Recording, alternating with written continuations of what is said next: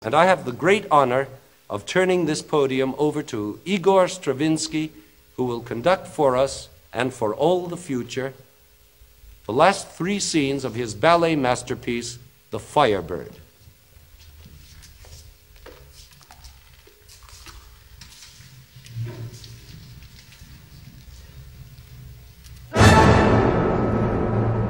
We started just sort of sampling anything we could lay our hands on to see how it would sound when you played it back at different pitches. And I happened to have this record on the shelf and pulled it out.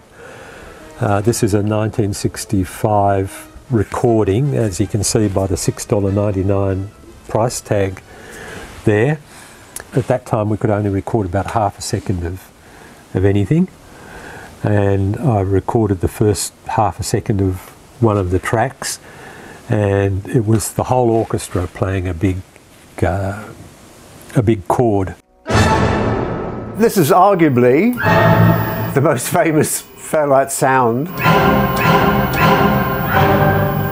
It was initially sampled by Peter Vogel and David Vorhaus. It was virtually synonymous, you know, with the Fairlight. And I've done sessions myself where I've been asked to go to a studio to do some Fairlight programming, and people would say, "Have you got that sound? Have you got that?" The orchestral sound, yes, we have that sound. We've also got thousands of other sounds, but it's always the orchestral sound that people wanted. Once it got onto a few hip-hop records, it then quickly spread throughout the sort of the whole musical firmament.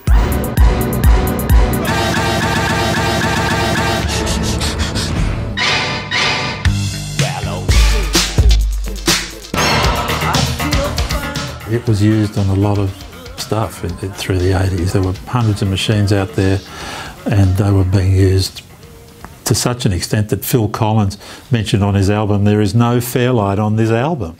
And actually that was not true, because he'd used someone else's sampler who'd sampled some Fairlight sounds.